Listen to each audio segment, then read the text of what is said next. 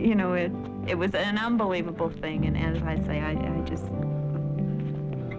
thought he was crazy.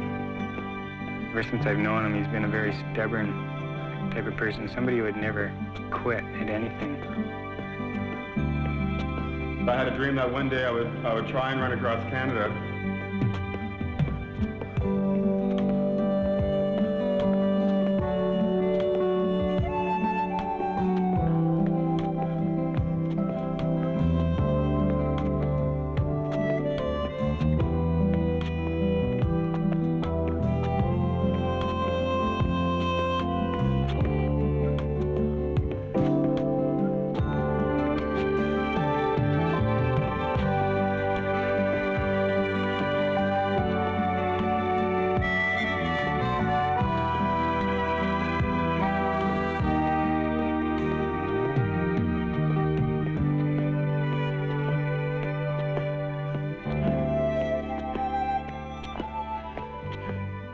Running across Newfoundland was an experience because I ran through in April, and it's still winter in Newfoundland in April.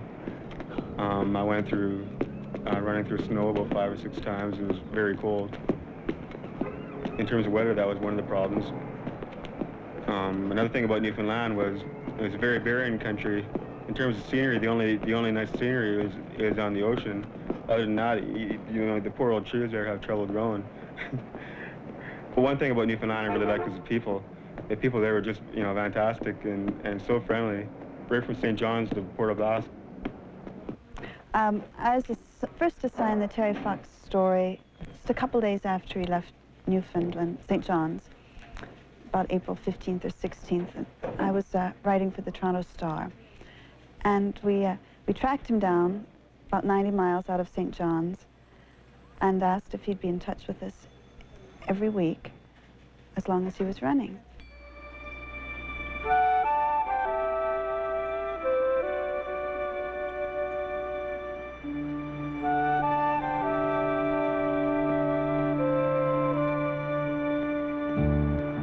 Nova Scotia, I really enjoyed Cape Breton Island. It was beautiful running down through Cape Breton Island. Along the ocean, I ran down the number 7 highway from Antigonish to Halifax. Prince Edward Island, I really enjoyed. We were only there for a day and a quarter, and it was just a fantastic thing. It was so neat being on such a tiny island and to be able to say I ran through another province so quickly. But I really enjoyed the smaller towns in New Brunswick because in those areas, the people were great and supportive.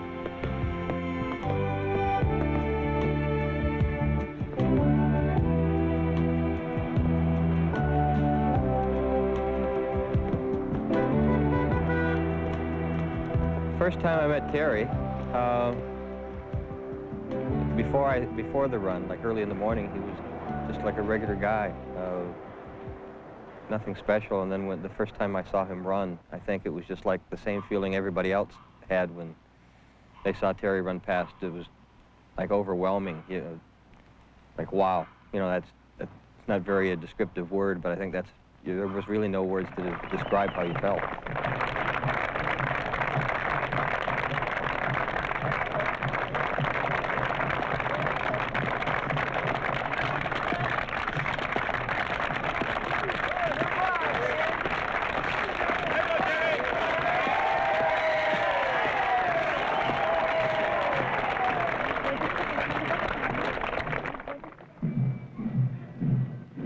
Okay, well, I'll do a short little speech here before I carry on. I hope you can all understand me.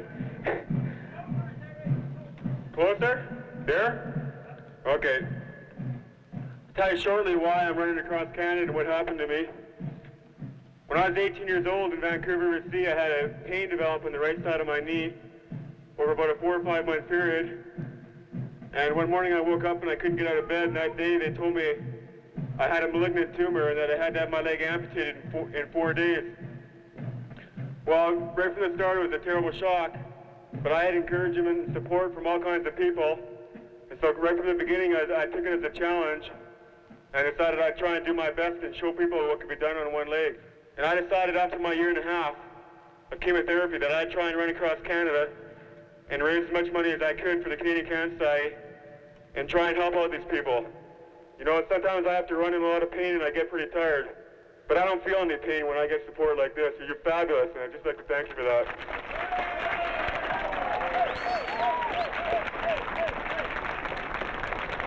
The gold medal that Terry wears today was given by the young people from Grand Falls.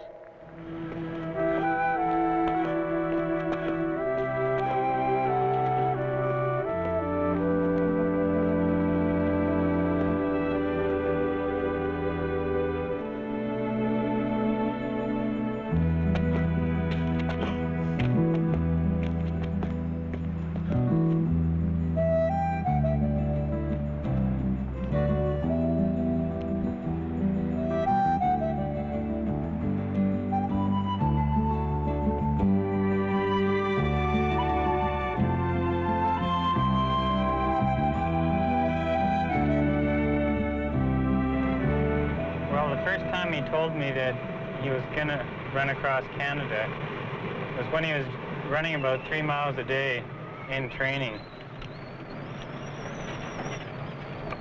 And when he said it, I never thought it was impossible, because I knew Terry, and when he said something, he meant it. His pal, Doug. Doug is really a puzzler. I once wrote that if old friends are golden, Doug is pure platinum. Because I had never met anyone who seemed so self-sacrificing and so willing to serve a friend. Well, we've been good friends for a number of years, and I was a runner myself. And really, there wasn't anybody else available to go, as we were both going to university, and he wanted a close friend of his to go with him. So that's how I guess I got the job. When I'm running each day, I take one day at a time. When I'm running, I take 1 mile at a time, and I take 1 corner at a time. Every signpost, I'm looking at it and reaching out for that signpost.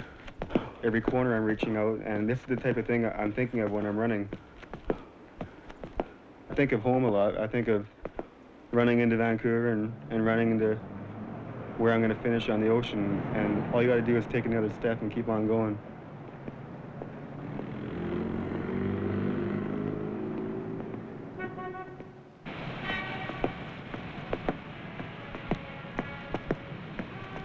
Right now, I've run 1,766 miles, and 1 more mile puts me exactly 1/3 of the way, because my route covers 5,300 miles. And you feel encouraged by that? You feel closer to home? Yeah, well, I look back, and now 1/3 of it's behind me, and all I have to do is do it 2 more times. That's right. We're going to be running along Dorchester Street now, right up to the Four Seasons Hotel. Would you like people to come and join us on the run? Sure, I don't mind people getting out and cheering me on, and, you know, keeping me going, and just having all kinds of support. There is some requirements, though. You don't want people to get too close to you, because you've been tripped a few times, I understand. Yeah, well, I don't run a normal technique. I have to take an extra hop of my left leg, or my real leg, in order to have time for my artificial leg to come through. Okay, thank you very much, and Aaron, I'll send it back to you so that you can remind our listeners what the telephone numbers are for pledging for the Cancer Society. One of the first times I was with Terry was in Eastern Ontario, just after he'd crossed the border from Quebec. And I had to go along with their schedule. So up at 4:30, it's absolutely black outside. The moon is still full and high. We all bundle into the van, drive along a totally deserted road. No one speaks. Absolute silence. Moon is full. Terry is lying on the bed in the back, wrapped in a sleeping bag, almost protected, almost dreading those moments when he has to step out of the van onto the highway. But once he's out there, he's always said that was his favorite time of day. And I suppose I'll never forget standing on that highway, the moon casting the only light, and Terry running. There's no cars, there's no people. It's a shadow of trees, farms. It's a time he loved.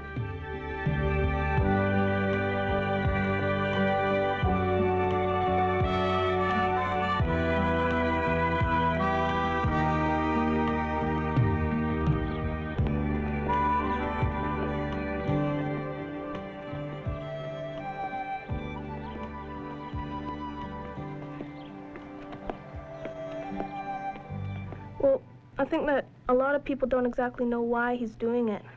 Like, I know some people have come up to me and said that they think he's running across Canada for himself, but a lot of them don't know that he's doing it for other people.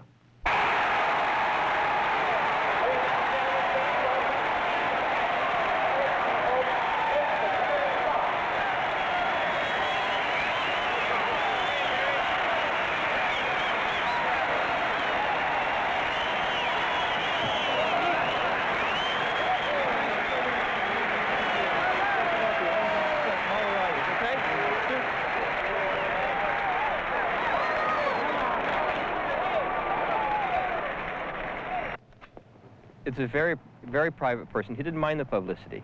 He felt the pressure of always having to be there at certain times, but he knew to get his story across about cancer research, about why he was doing the run.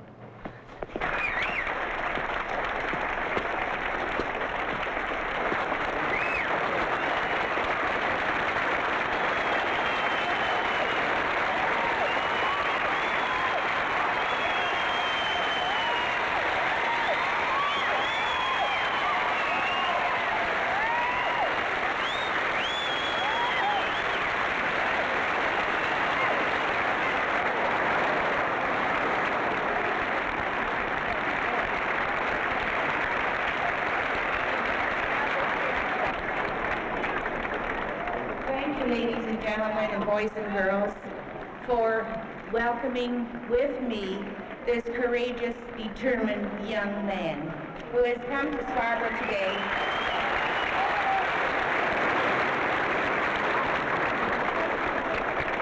To me, being famous myself is not the idea of the run, and it wasn't the idea from the very beginning. To me, the only important part about the publicity is cancer can be beaten, and the Marathon of Hope. And I'm just one member of the Marathon of Hope. I'm no different from anybody else. I'm no better, I'm no lower, I'm equal with all of you. And if I ever change the attitude myself, then there's no use in continuing. So when you're cheering and clapping me, you're not just clearing and clapping me, because there's so many other people involved in the run that nobody hears about. There's my brother and Doug, and I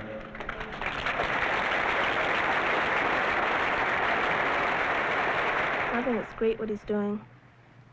I mean, helping other people and not sitting around feeling sorry for himself.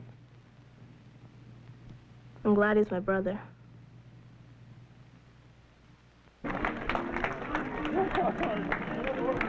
bravo, Terry! Nice! You're a hero! Terry, come on!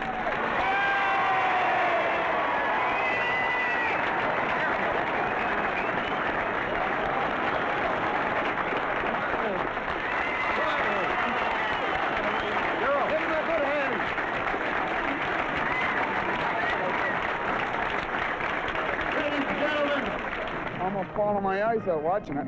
Makes you believe in the human race again. He's an inspiration for everybody, and I'm a proud Canadian on this particular day. Oh, he's going to make it. He's in Toronto, and he's going to make it all the way to the coast, even now. Yeah. I really feel that he's going to make it. He's really, for him, he's got to make it. That's how I'm as bad as he is now, but really and truly, I just feel he has to make it. If he doesn't, he won't be happy at all.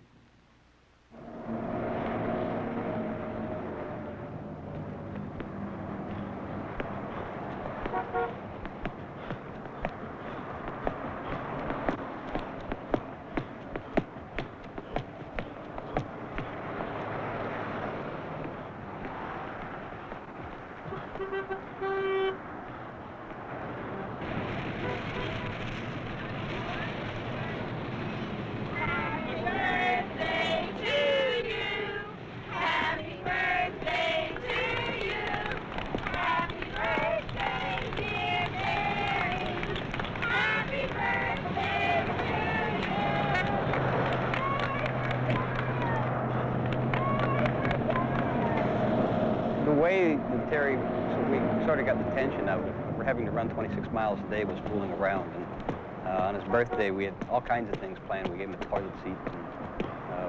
But the birthday cake, we actually had 2 birthday cakes made. One was the real one, and the other one was a fake one with lots of whipped cream in it. And initially, Darryl was going to hit Terry with it. And we talked about it, and Darryl said, oh, I don't know, you know, Terry might get pretty upset about this. And it was a rough morning that morning. So at the last minute, Darryl decided, well, hey, I better not do it. So I went up the road to Terry, and I said, hey, there's a fake cake there. And I told him exactly what had happened. I said, this time, when we get out, why don't you hit Darryl with it? So that's exactly what happened. We turned the tables on Darryl, and everybody knew what was going to happen except Darryl that time, and the cameraman.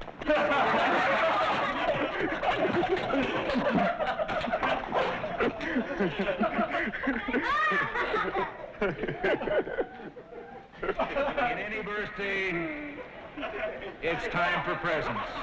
Terry's spare tire to guarantee he gets the rest away across Canada.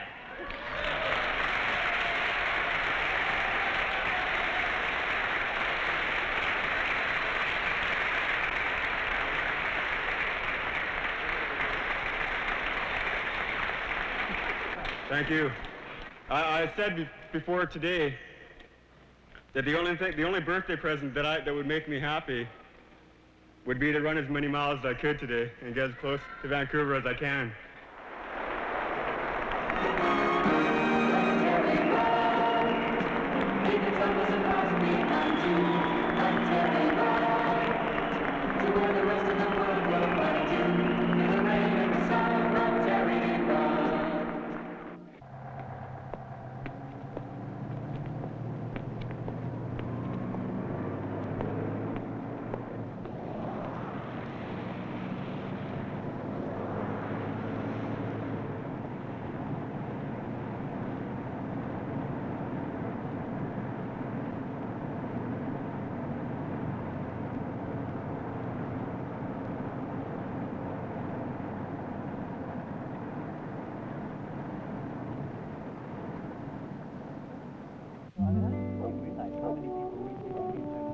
For weeks, we had been told that the Montreal River Hill, which is about a 2.5-mile hill, was the backbreaker, that was the killer, and that if you got through northern Ontario, you had it made.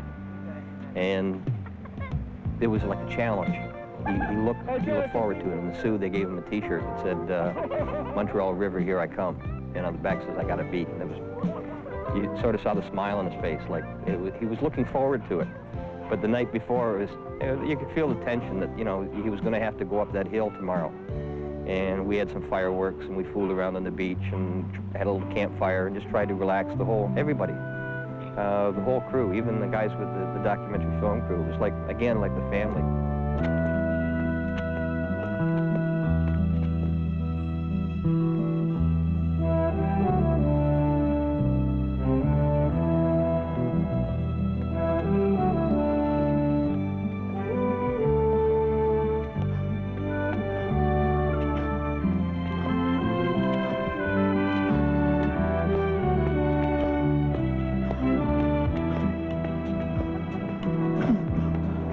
He was supposed to stop halfway up at his regular rest break. And we're all standing there, and he runs right past the truck, and we all looked at each other like almost in disbelief. What's he doing?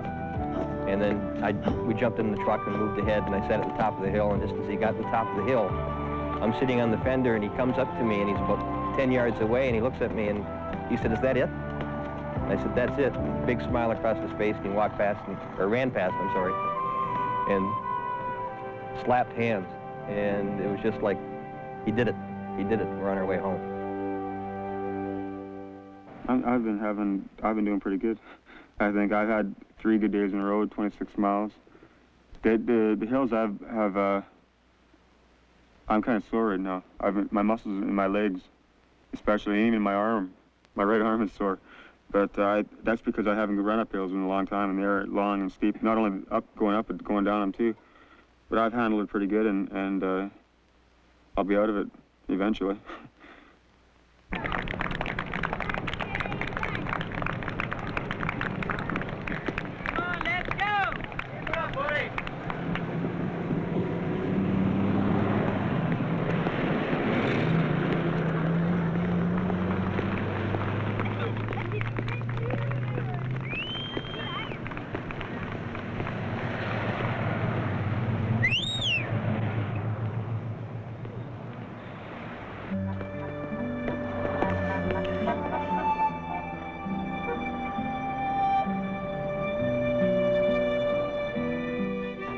thought Terry would not make it. He could run against wind, he could run in snow, he could run when he was exhausted.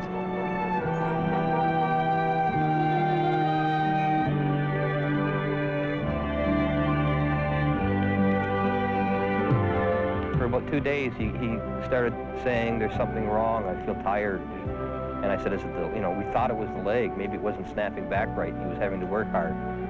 That's when I think he started to feel tired. Something was wrong and he didn't know what. And the way Terry was, he wouldn't go to a doctor, so it was impossible to even suggest that to him. He went in the van on the 20th mile. I never really talked to him because we let Terry have his privacy when he comes in the van for his drink breaks every 2 miles. And just as he started out, he said, I don't know how many more miles I'm going to run, I'm sick. And he ran 1 more mile and came in the van and said, I want to go see a doctor.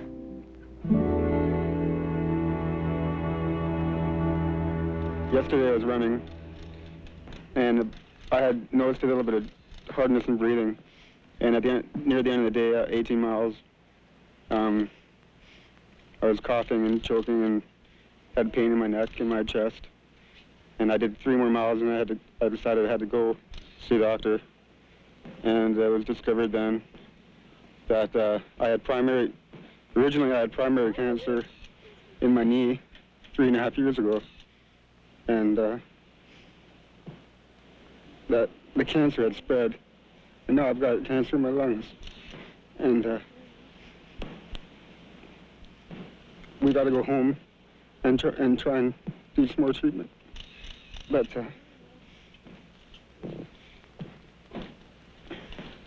all I can say is if there's any way I can get out there again and finish it, I will.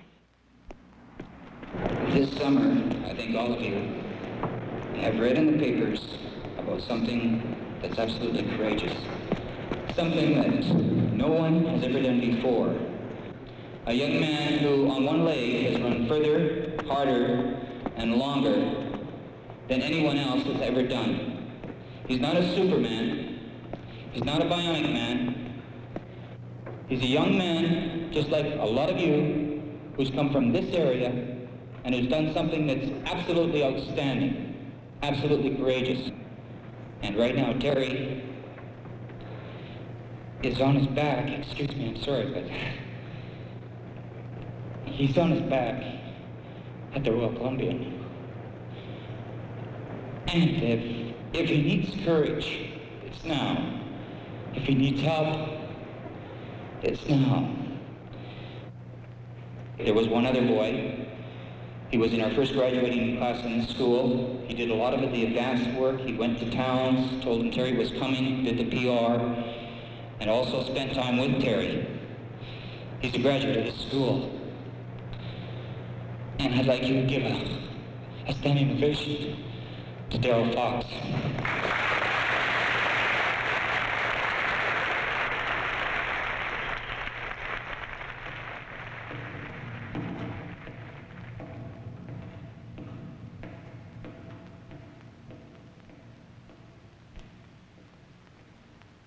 To receive the insignia of a Companion of the Order of Canada, à recevoir l'insigne de Compagnon de l'Ordre de Canada, Terence Stanley Fox of Port Coquitlam, British Columbia. Terry Fox's courage in embarking on the Marathon of Hope for the benefit of the Canadian Cancer Society has won him the admiration and affection of Canadians from coast to coast. Public interest in his transcontinental run, undertaken in spite of a severe handicap, was widespread from the start. But when he was struck down by a further illness at the halfway mark, strong emotions were aroused. Terry's example has, in turn, given new courage to those across the land who struggle against disease and infirmity. By his disregard for his own pain and by his devotion to a great cause, Terry embodies the motto of the Order of Canada, Desiderantes Meliorum Patriam. They desire a better country. I'm not a very poetic person, but I call to mind 2 lines from Edwin Markham's A conscripted dream. Brave soul that took the long and painful road and helped create a dream that could not fail. That's you. Thank you very much.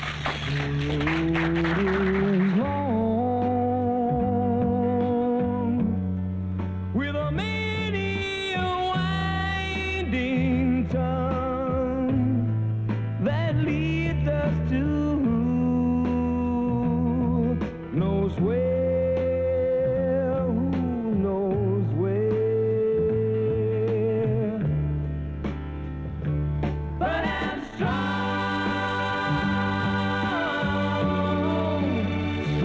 enough to carry him. He ain't heavy, he's my brother. So